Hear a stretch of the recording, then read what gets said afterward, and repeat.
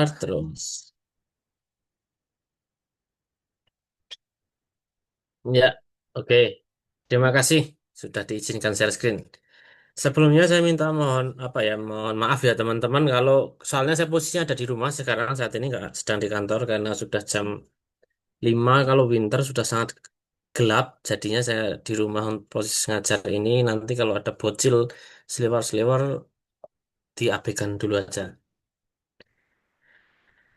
Nah, untuk kesempatan hari ini saya akan melanjutkan materi yang kemarin ketika kita sudah membahas tentang eh, dua hal. Yang pertama terkait dengan The Idea of Indonesia dari Rob Elson yang membahas tentang gagasan Indonesia, bagaimana nama Indonesia itu muncul menjadi sebuah negara hasil dari etnograf Jerman dan kemudian diadopsi oleh para nasionalis dan menjadi nama negara kita saat ini. Terus kemudian kita juga sudah membahas dari bukunya Benedict Anderson tentang Imagine Communities, bagaimana kita melihat kelompok yang dibayangkan dalam konteks kelompok itu adalah negara, bagaimana negara itu dibayangkan yang anggotanya sendiri tidak kenal satu dengan yang lain, tetapi semuanya memiliki persepsi yang sama terkait dengan kebangsaannya, bangsa Indonesia, dan punya teritori yang jelas serta punya kedaulatan yang jelas. Dalam arti tidak di bawah kuasa kerajaan. Nah, pada kesempatan kali ini saya akan melanjutkan masih terkait dengan nation building atau pembangunan sebuah bangsa. Dan di kesempatan kali ini saya akan mencoba menyampaikan hasil komparasi dari para tokoh pembangunan nation building dari Ernest Gellner, Partha Catirje, dan Homi Bhabha yang saya mengusung temanya membayangkan bangsa, titik dua, nasionalisme, kolonialisme, dan budaya dalam tiga perspektif teoritis. Kenapa tiga tokoh ini? Karena memang ketiga tokoh ini itu tokoh sentral dalam kajian pembangunan, khususnya nation building, pembangunan bangsa, baik Ernest Gellner, Partha Caterjee, dan Homi Bhabha, mereka adalah modernis yang melihat bagaimana suatu bangsa itu terbentuk dalam konteks modernisasi. Nah, ini pun juga berkaitan dengan dari mereka-mereka ini saling melengkapi teorinya dari Benedict Anderson tentang Imagine Community, bagaimana Gellner ini mempengaruhi Benedict Anderson dalam merumuskan Imagine Community, terus kemudian Pata Charterjee dan Homi Bhabha ini dalam mengkritisi, bukan mengkritisi ya, mengevaluasi atau memperkaya pandangan dalam teori nation building sehingga ketiga tokoh ini juga menjadi suatu tokoh sentral dalam pembahasan yang akan saya sampaikan pada hari ini. Nah, dari ketiganya, saya akan mencoba membandingkan, memberikan perbandingan ketiga pemikir ini dari tiga aspek, aspek fokus, bangsa, dan agen utama.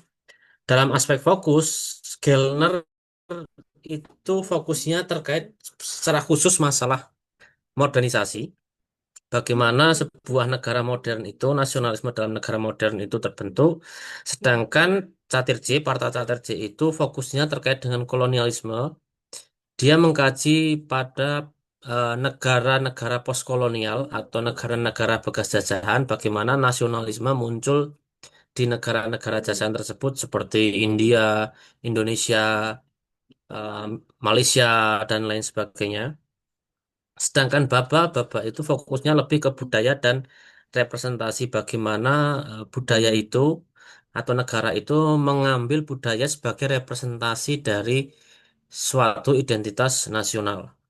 Sedangkan dari aspek kebangsaan atau bangsa, Gellner itu membahas lebih kepada proyek homogen dalam arti Yais kui negoro, kita bangun negara. Sedangkan kalau Caterjee itu domain terpisah karena lebih kepada tidak sebatas kemodernisasi saja, tetapi bagaimana agen-agen lokal atau pengalaman-pengalaman lokal dalam konteks pasca kolonial itu mempengaruhi nasionalisme dalam suatu kebangsaan. Sedangkan kalau Homi Baba itu menjelaskan bangsa itu sebagai sebuah ruang ambivalen dalam arti yo yo ora-ora, jadi kayak tidak jelas arahnya. Bilang iya tapi tidak, bilang tidak tapi prakteknya iya seperti itu. Nanti akan dijelaskan lebih lanjut di slide berikutnya. Terus terkait aspek agen utama, ketika Kellner itu membahas nasionalisme atau pembangunan itu dari agen utamanya adalah modern states atau negara-negara modern, sedangkan kalau Chatterjee itu elit kolonial, bagaimana lokal agensi itu sebagai seorang elit kolonial, entah itu dalam arti konteks mereka itu mereproduksi kolonialisme dalam konteks yang lain. Sedangkan kalau Baba itu agen utamanya subjek hybrid, yaitu baik negara ataupun orangnya, warga negaranya itu saling berkaitan. Nah, ini adalah eh, bukunya dari ketiga pemikir itu. Kalian bisa download sendiri di internet, free dari website-website ilegal. Ya, kalau beli soalnya mahal, memang kapitalisasi intelektual itu real itu mahal. Sedangkan kalau yang website-website ilegal, kalian bisa dapatkan buku-bukunya itu. Cuma memang terbitannya agak lama, meskipun mau terbitan lama atau baru itu nggak beda jauh. Tapi ini saya dapatkan di kalau di perpustakaan di sini itu gampang sekali carinya. Tapi kalau di perpustakaan UMS saya kurang yakin karena memang isu ini mungkin tidak begitu populer di kalangan intelektual Indonesia. Cuma kalau di intelektual global ya ini mereka sosok sentral. Tetapi kalau di perpustakaan-perpustakaan Indonesia kayaknya terlalu mahal berlangganan buku-buku seperti ini. Makanya saya sarankan untuk download sendiri dan baca sendiri di rumah. Nah, dari ketiga buku ini, semuanya memiliki persepsi yang berbeda, tetapi satu dengan yang lain itu punya keterkaitan tersendiri. Ada benang merahnya. Kalau dalam Ernest Gellner, dalam bukunya Nation and Nationalism, Gellner menjelaskan bahwa nasionalisme itu bukanlah kebangkitan bangsa untuk sadar diri, tapi nasionalisme itu menciptakan bangsa di tempat yang tidak ada. Maksudnya gimana? Jadi seperti Indonesia, contoh konteksnya. Nama Indonesia atau bangsa Indonesia itu tidak ada sebelum tahun eh, istilah di tahun 18-an, abad 18, nama Indonesia itu nggak ada. Baru muncul itu tahun 1902, 1900 sekian. Yang kemarin, aduh saya lupa Kak, masalah tanggal ya. Tetapi nama Indonesianya sendiri itu baru muncul ketika digunakan oleh etnograf Jerman dalam menjelaskan tentang kategorisasi geografi dan budaya di kawasan Nusantara itu. Jadi, kalau bagi Gellner, nasionalisme itu menciptakan bangsa. Jadi, misalkan kasusnya kemarin ketika kita masih membahas The Idea of Indonesia, bagaimana timeline nama Indonesia itu muncul. Nama Indonesia itu kan mulai dipakai sebagai bentuk perlawanan terhadap kolonialisme kan sejak ada awal-awal nasionalisme ketika para pelajar Indonesia yang studi di Belanda di Eropa itu mulai menggaungkan nama Indonesia sebagai sebuah bangsa dan nama Indonesianya sendiri itu istilah Indonesianya kan mulai benar-benar diakui oleh orang-orang Indonesia. Gimana ya punya bukan orang Indonesia karena sebelumnya belum orang Indonesia, tetapi orang-orang yang tinggal di Nusantara ini setelah adanya Sumpah Pemuda bahwa deklarasi Sumpah Pemuda itu memunculkan nama Indonesia. Nah, bagi Gellner, memang nasionalisme itu menciptakan bangsa di tempat yang tidak ada. Seperti halnya bangsa Indonesia diciptakan di tempat yang sebenarnya tidak ada. Karena kenapa tidak ada? Karena adanya adalah Sumatera, Jawa, Kalimantan, Sulawesi, Papua, dan lain sebagainya. Mereka ada tempatnya sendiri-sendiri, rasnya, sukunya itu punya sendiri-sendiri. Sedangkan Indonesia ujuk-ujuk ada setelah para nasionalis mendeklarasikan atau mempromosikan Indonesia sebagai sebuah bangsa. Hal lain dikatakan oleh Baba itu bahwa bangsa dan budaya masih dalam konteks nasionalisme itu bukan entitas stabil, tetapi selalu dilokasikan dalam relasi kuasa yang cair dan kompleks. Maksudnya di sini adalah bahwa pemilihan budaya atau budaya sebagai representasi sebuah bangsa itu memiliki relasi kuasa yang jelas. Contohnya bangsa Indonesia itu selalu mencerminkan budaya-budaya Indonesia itu melekat dengan budaya Jawa. Kita tidak bisa pungkiri bahwa kayak misalkan Indonesia baru mau apa mendaftarkan batik sebagai warisan budaya, terus kemudian eh, Borobudur warisan budaya juga. Kebanyakan yang ada di Jawa, sedangkan bagi di Sumatera, Kalimantan, mereka juga memiliki kekayaan budaya, tetapi tidak serta-merta dipromosikan sebagai budaya nasional. Karena apa? Relasi kuasanya itu sangat kental dengan Javanese tradition. Maka dari itu kebanyakan budaya Indonesia yang dipromosikan sebagai budaya nasional itu budaya Jawa. Sehingga dikatakan bahwa ada dalam relasi kuasa yang cair dan kompleks.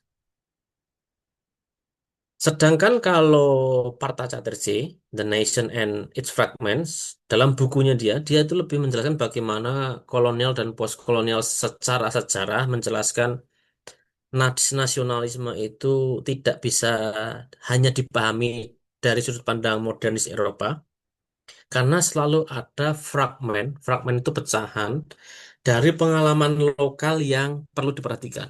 Kenapa si Chatterjee mengatakan seperti itu? Dalam kasusnya Chatterjee, dia itu studi kasusnya di India.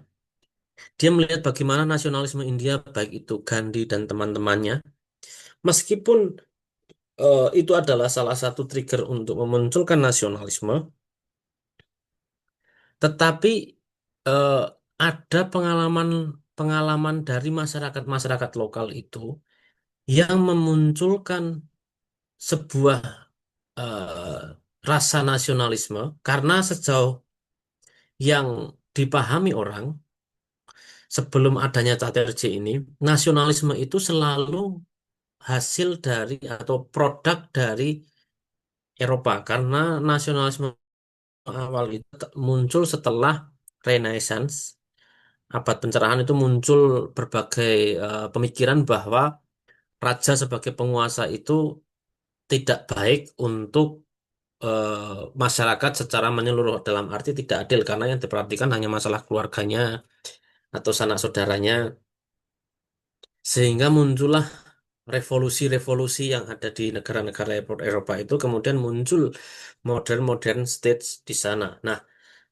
kebanyakan pandangan terkait dengan nasionalisme itu selalu mengacu kepada modernis Eropa, tetapi bagi Chatterjee tidak selalu demikian karena ada pengalaman-pengalaman lokal yang perlu diperhatikan. Kalau dalam konteks Indonesia, pengalaman lokal ini bisa kita pahami sebagai pengalaman terjajah sebagai bangsa, dalam arti dijajah oleh Belanda. Nah, andai kata tidak ada penjajahan Belanda, nasionalisme itu tidak muncul. Kenapa? Karena Sumpah Pemuda itu ada Yong Java, Yong Sumatera, Yong Celebes, dan lain sebagainya. Itu berkumpul mendeklarasikan Sumpah Pemuda karena mereka punya pengalaman yang sama tertindas oleh kolonialisme Belanda sehingga muncullah nasionalisme. Nah, itu adalah termasuk pengalaman lokal yang perlu diperhatikan kalau versi Catir J. Andai kata nggak ada pengalaman lokal seperti itu, Indonesia mungkin tidak akan terdiri dari pulau-pulau dari Sabang sampai Merauke. Mungkin hanya Sumatera dan Jawa aja, atau mungkin Jawa dan Kalimantan, atau Jawa dan Sulawesi, mungkin hanya seperti itu. Tapi karena pengalaman lokal yang sama, cah-cah nom nongkrong, terus kemudian mereka merumuskan kok aku podo terjajah ya karo Belanda, Belanda jelei iki, nyebai iki. Kemudian mereka lah berkumpul, akhirnya muncullah nasionalisme itu. Nah, itulah fragmen yang dimaksud dari bukunya Parta Catir J dari pengalaman lokal. Sehingga itu perlu diperhatikan dalam konteks memahami nasionalisme.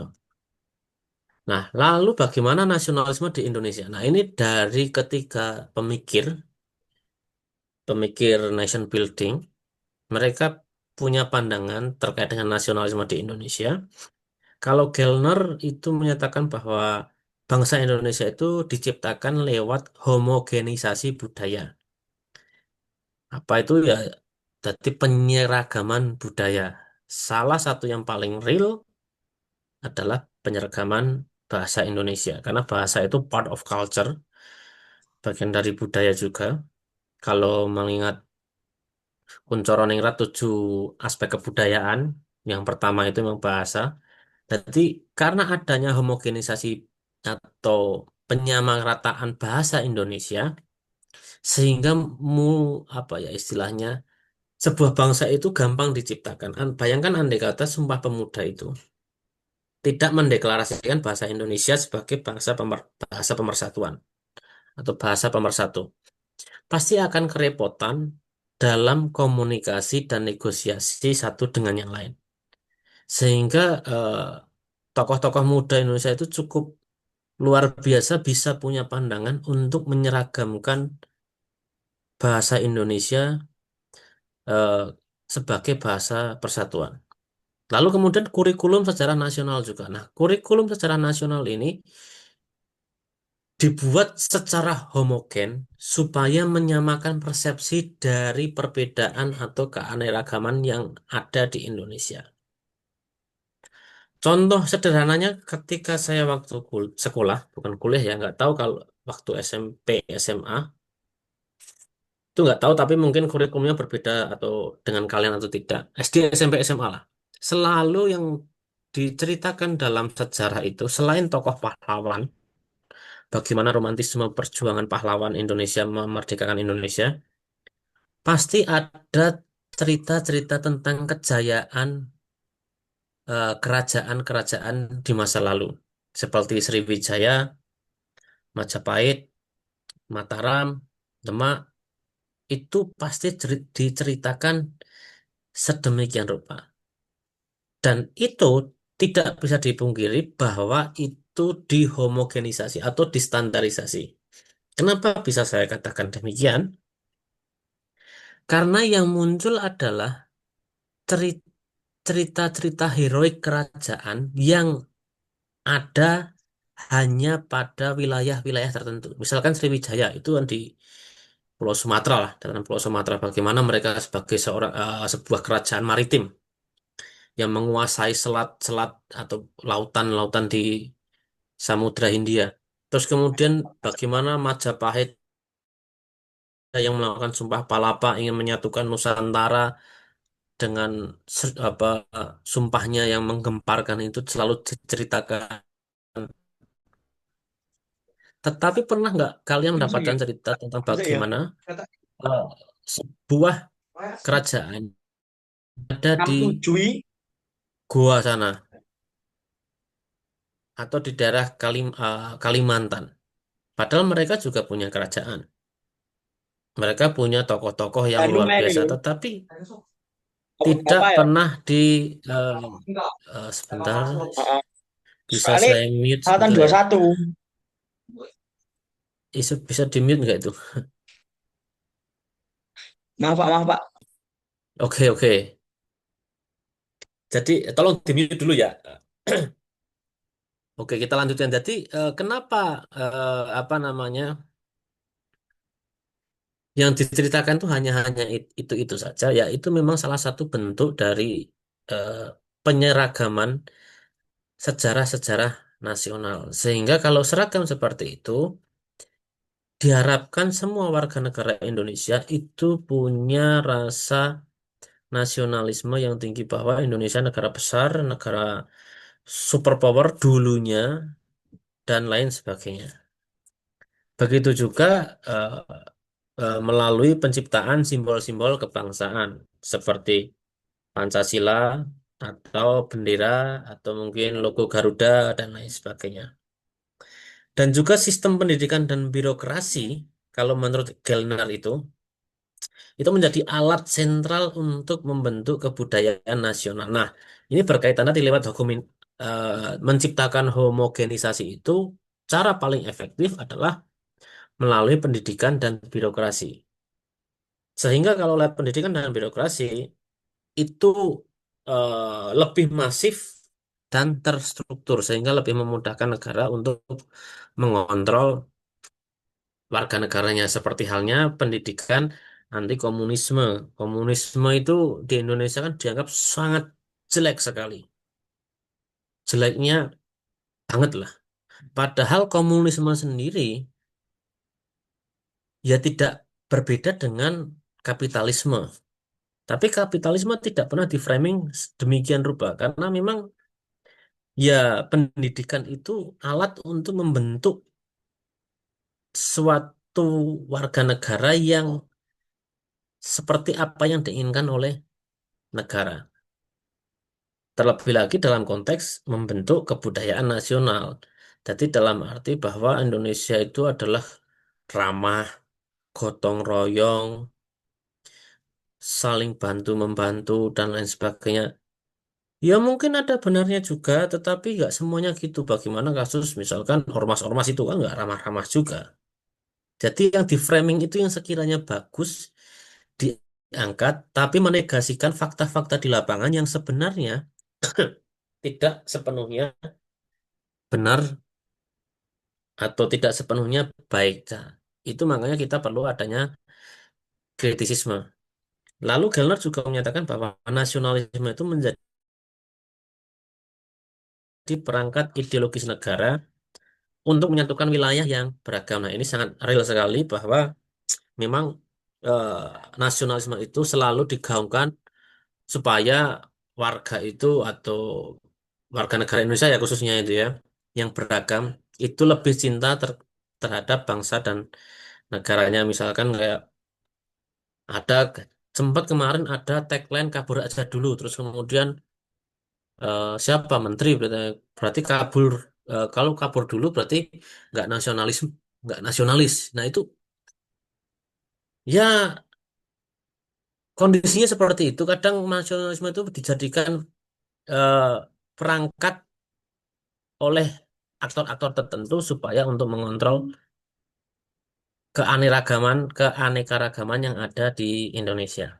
Sedangkan kalau Parta Catirce, nasionalisme Indonesia itu lahir karena lahir dari elit. Jadi tidak bisa dipungkiri bahwa munculnya Indonesia itu karena elit ya, elit terdidik bukan dari warga biasa, yaitu Budi Utomo, Soekarno-Hatta. Soekarno-Hatta itu bukan orang biasa. Mereka adalah elit yang terdidik, mereka mengenyam pendidikan, mereka cuma sekian segelintir persentase dari orang Indonesia yang kemudian orang-orang elit itu menegosiasikan antara nilai modern Barat dengan spiritual atau dengan domain spiritual yang khas.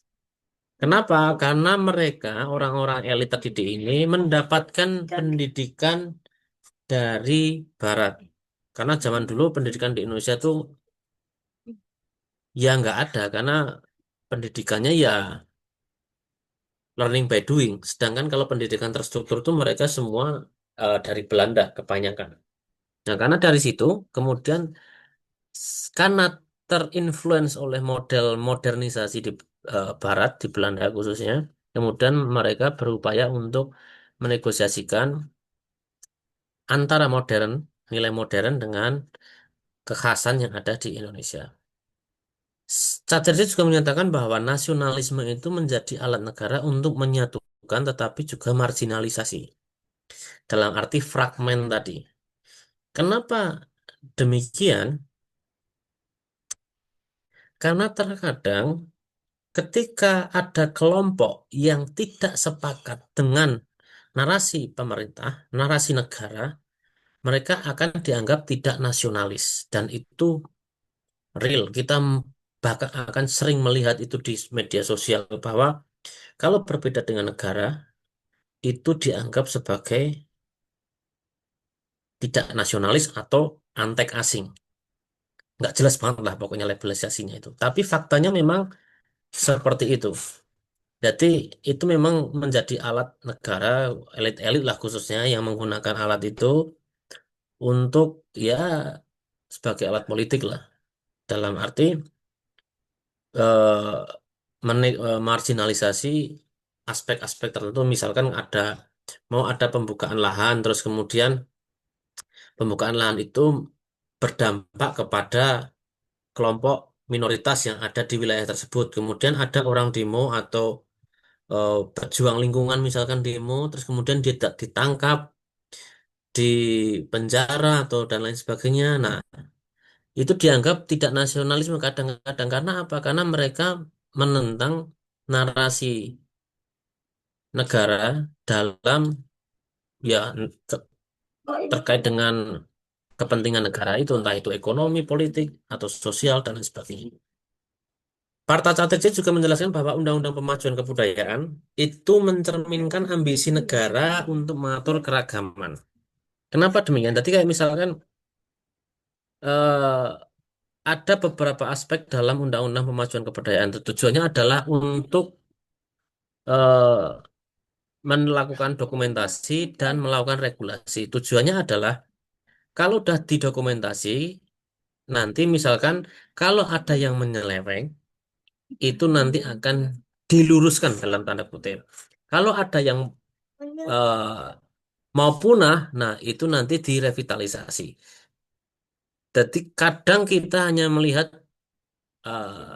apa namanya narasi-narasi bahwa Undang-Undang Pemajuan Kebudayaan itu untuk melakukan revitalisasi. Terkadang itu adalah ambisi negara untuk mengatur keragaman. Hal paling sederhananya adalah bahasa Indonesia.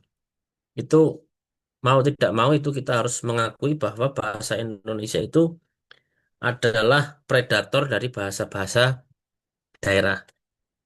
Nah, kenapa demikian ya? Itu tujuannya untuk mengatur keragaman. Kalau misalkan terlalu beragam, komunikasi satu dengan yang lain akan sulit. Makanya itu adanya bahasa pemersatu yang dirumuskan oleh para pahlawan dulu ya tujuannya supaya meskipun dulu tujuannya untuk memersatukan, tapi lama-kelamaan bisa menjadi sebuah ambisi negara dalam mengatur keragaman. Lalu untuk Omi Baba itu lebih ke culture, lebih ke budaya. Dalam arti di dalam bukunya Location of Culture, Omi Baba menjelaskan nasionalisme itu terkait dengan identitas nasional Indonesia itu bersifat ambivalen. Di satu sisi ingin melepaskan diri dari warisan kolonial, tapi di sisi lain masih banyak praktik yang kolonial. Contoh sederhana, misalkan feodalisme yang ada di lingkungan pendidikan. Contoh misalkan nggak tahu kalian punya pengalaman atau enggak manggil dosen kalian yang sudah profesor tapi tidak atau menuliskan nama dosen kalian padahal udah profesor tapi kalian masih tidak menuliskan profesornya. Ada yang marah seperti itu. Atau misalkan kalian nulis nama Pak Yunus itu Pak Yunus Yunus Sulistyo PhD ya. Kalian menulisnya Doktor Doktor Yunus Sulistyo. Nah, kalau Pak Yunus marah berarti itu ada feodalisme di situ.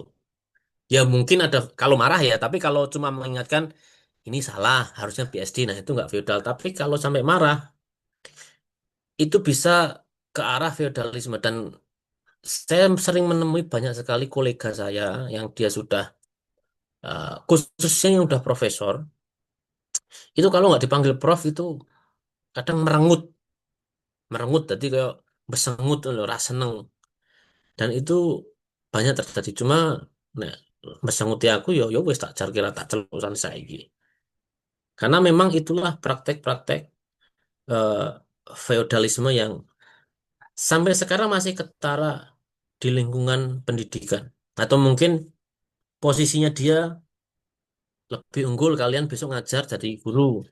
Terus kemudian kalian manggil kepala sekolah atau bersikap dengan kepala sekolah itu seakan-akan setara. Nah, itu kadang bisa jadi kepala sekolahnya marah karena merasa posisinya atau jabatannya lebih tinggi. Nah, itu adalah warisan-warisan kolonial yang sampai detik ini prakteknya masih diberlakukan di Indonesia terkait dengan jabatan, gelar, status sosial itu real masih terjadi.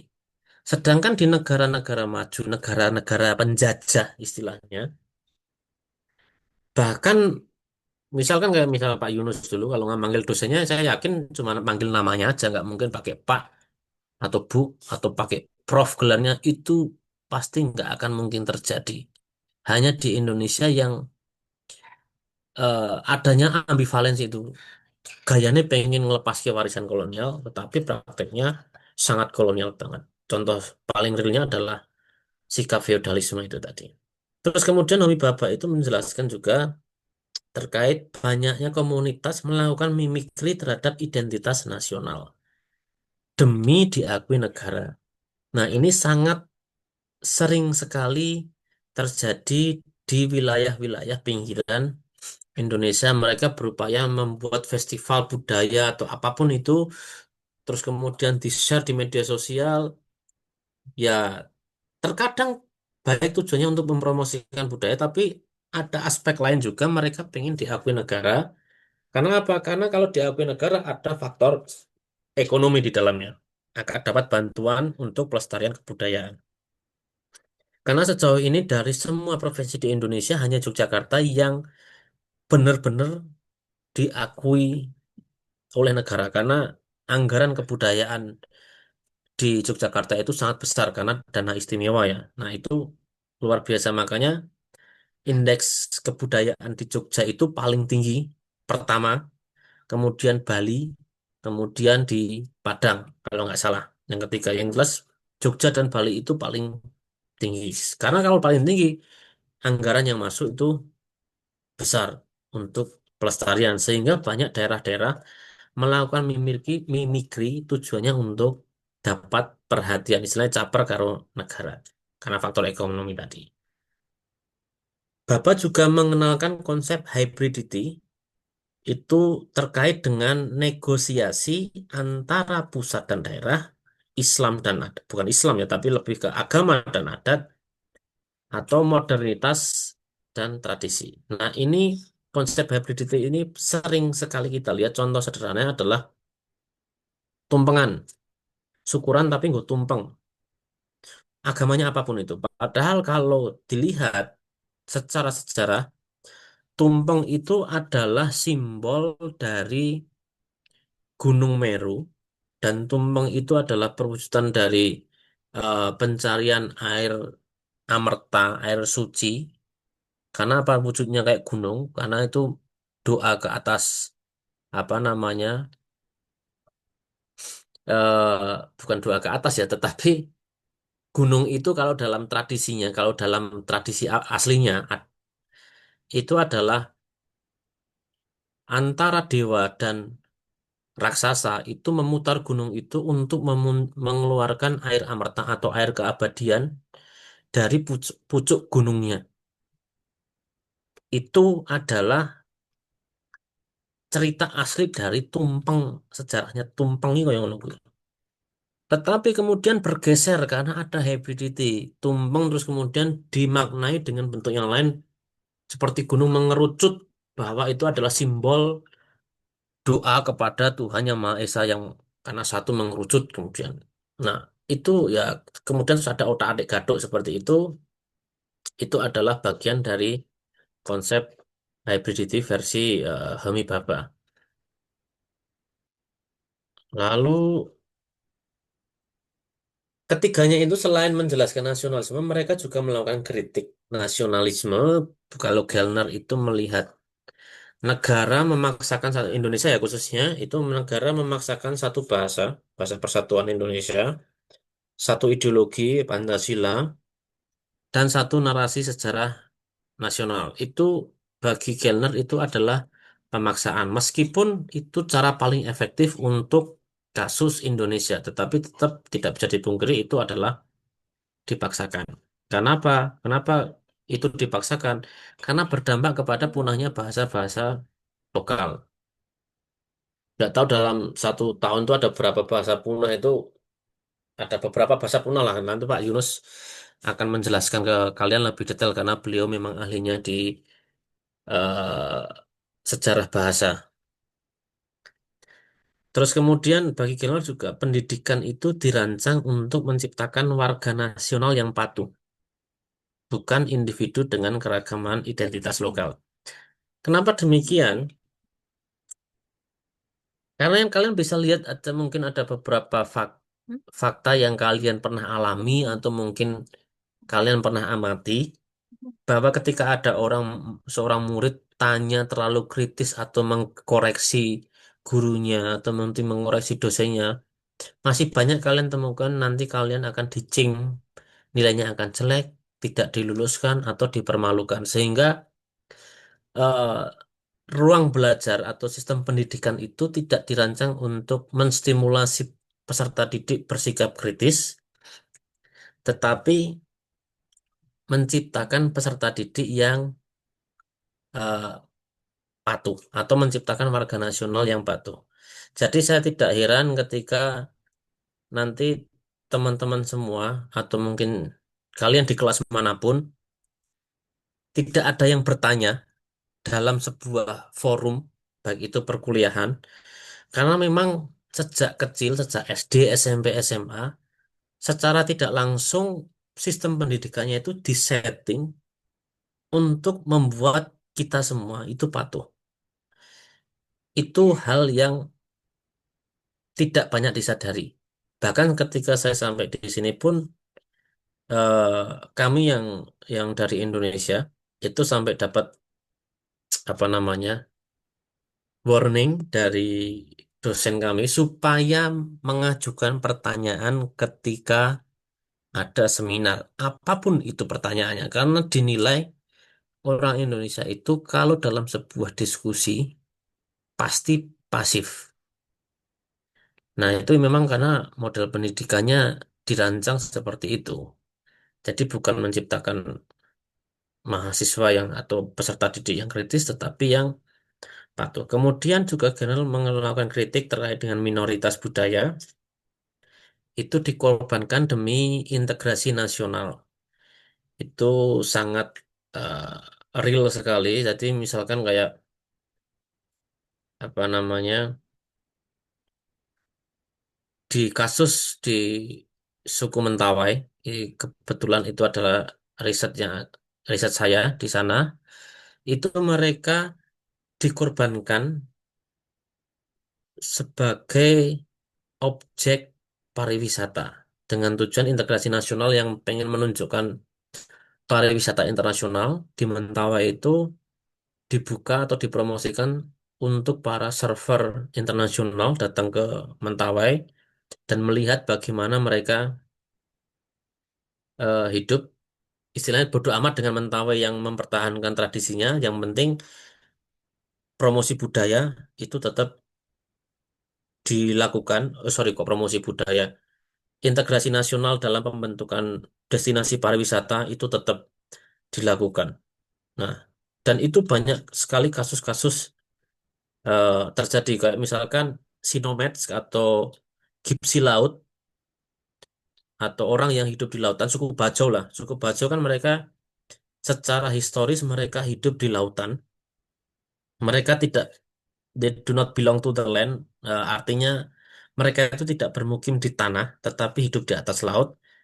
Tapi sejak era Soeharto mereka hidup untuk dipaksakan hidup di daratan karena dengan tujuan untuk mendatabase KTP. Jadi kalau KTP kan harus ada domisili di mana, alamat lah. Sedangkan orang suku Bajau dulu itu mereka nggak peduli alamannya ya. Kadang mereka di Sulawesi, terus kemudian mereka di Kalimantan, kemudian mereka di Riau. Mereka migrasi karena mereka orang laut.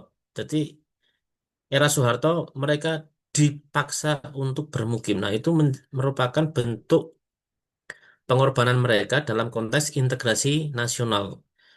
Indonesia pengen mengharapkan Indonesia modern dengan cara ya supaya masyarakat itu bisa disensus seperti kemarin kita bahas di Anderson. Nah, itu adalah salah satu korbannya juga. Lalu bagi Partai J itu menjelaskan nasionalisme itu dibentuk oleh elit Jawa, nasionalis awal, Budi Utomo itu orang Jawa semua, yang kemudian menjadi pusat kekuasaan budaya dan politik. Karena mayoritas elit politik atau nasionalis itu yang disounding ke permukaan adalah orang Jawa, makanya sampai sekarang itu ada istilah bahwa kalau presidennya harus orang Jawa. Makanya kemarin Yusuf Kala itu kalah telak ketika menyalonkan presiden karena dia bukan orang Jawa. Mungkin calon yang sekarang lagi apa di, diangkat kan Deddy Mulyadi itu orang Sunda. Kalau misalkan andai kata mau nyalon politik, maunya presiden, itu pasti akan oleng juga. Karena masih ada pusat kekuasaan budaya dan politik yang kuat dari apa konsep kejawaan itu tadi. Lalu juga komunitas adat atau komunitas etnoreligius di wilayah pinggiran itu tidak sepenuhnya diakui dalam narasi kebangsaan. Itu sangat jelas sekali ya. Contoh misalkan, contoh paling sederhananya adalah tidak sepenuhnya diakui. Mereka punya pakaian adat, tapi mereka tidak boleh menggunakan pakaian adat itu untuk acara resmi. Contoh, nggak mungkin ada pejabat di Papua, jadi DPR, itu pakai koteka. Padahal itu part of their culture. Dan itu normal di Papua, tetapi nggak boleh. Karena ada narasi kebangsaan bahwa itu melanggar norma-norma asusila. Norma asusila yang mana kalau misalkan boleh tanya? Kan itu juga eh, hanya fragmen istilahnya cherry picking lah, dipilih-pilih yang sekiranya bagus, yang enggak, bukan bagus atau enggak ya, sekiranya sesuai dengan kepentingan atau tidak. Nah, itu juga banyak terjadi. Kemudian juga Partai J itu menjelaskan bahwa negara yang mengklaim persatuan dalam keberagaman, tetapi realitasnya itu disiplin dalam keberagaman. Jadi ya retorik lah istilahnya. Nah, beda lagi dengan Homi Baba kritiknya, bahwasanya nasionalisme Indonesia itu sering menciptakan simbol-simbol kebudayaan nasional yang sebenarnya hasil hybrid dari warisan kolonial dan adaptasi lokal, tapi diklaim sebagai otentik. Nah, ini eh, banyak banget lah. Salah satunya ya misalnya kayak bangunan lah.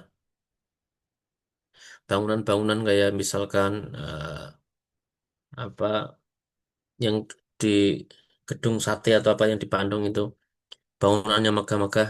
Itu kan warisan kolonial, bangunan yang dari dulu sampai sekarang itu masih utuh kan memang arsitekturnya Belanda sampai sekarang masih. Tapi kan sering kali kita mendengar eh, dicap sebagai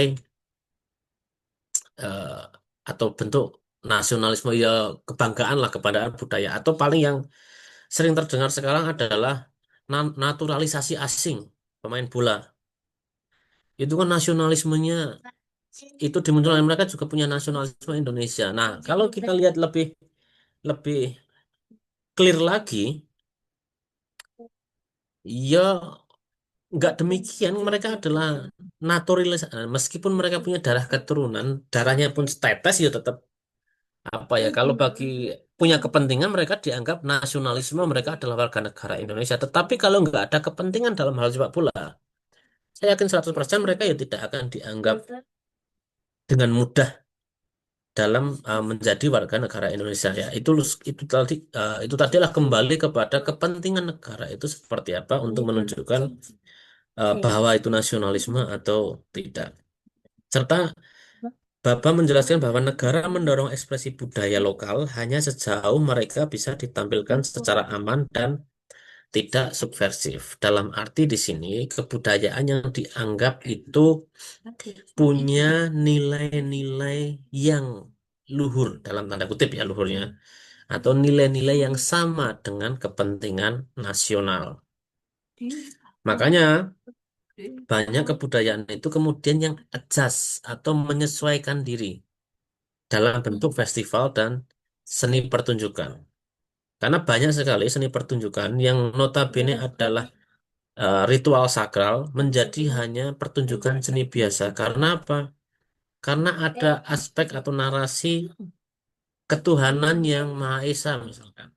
Atau agama, narasi tentang agama bahwa misalkan ada pertunjukan yang jelangkung misalkan. Nah, itu dianggap tidak sesuai dengan norma, tidak aman, sehingga itu perlu dihilangkan atau disesuaikan ulang.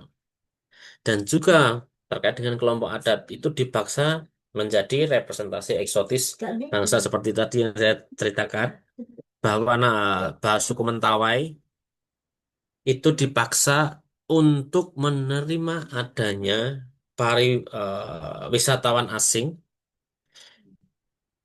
yang datang ke Mentawai karena suku Mentawai itu dianggap sebagai escape reality of modernism karena mereka mempertahankan hidup eh, kayak permaculture gitu mereka hidup dari alam makan dari alam tidak menggunakan bahan kimia sekali dalam hidupnya. Nah, mereka dianggap sebagai sosok atau simbol eksotisme bangsa sehingga menjadi daya tarik wisatawan asing untuk datang ke Mentawai. Bukan alih-alih mengajak mereka untuk mengambil kebijakan politis ya dalam mengelola hutan karena mereka sudah jauh lebih pengalaman dalam pengelolaan hutan dengan indigenous knowledge-nya, dengan pengalaman lokal, pengetahuan lokal mereka, tetapi justru hanya menjadi objek semata bagi negara. Nah, dari situ semua, dari ketiga tokoh itu, kemudian saya akan mengajukan pertanyaan reflektif yang untuk kalian pikirkan nanti setelah perkuliahan ini. Jadi, apakah nasionalisme itu dan apakah syarat untuk menjadi nasionalis? Ketika tadi kita sudah membahas tentang dari Ernest Gellner, terus kemudian Partan Chatterjee dan juga Homi Bhabha, kemudian apakah nasionalisme itu dan apa syarat menjadi nasionalis? Dan itu menjadi refleksi kritis kita untuk memahami apa sih nasionalis? Apakah aku keluar Indonesia terus kemudian nggak nasionalis? Apakah aku kerja di luar Indonesia terus kemudian tidak kehilangan nasionalisme? Nah, itu menjadi refleksi bersama terkait dengan perkuliahan hari ini. Oke, jadi mungkin itu materi yang saya sampaikan untuk hari ini. Mungkin ada yang ingin ditanyakan?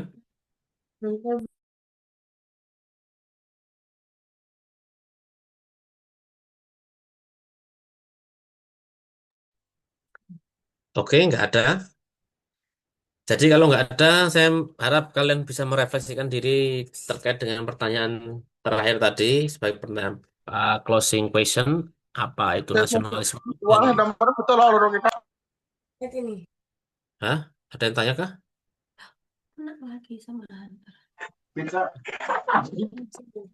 Muhammad Ridho. Oke, ya toh anu ya, kepencet turn on gitu ya audionya ya. Jadi kalau nggak ada yang ditanyakan itu saja.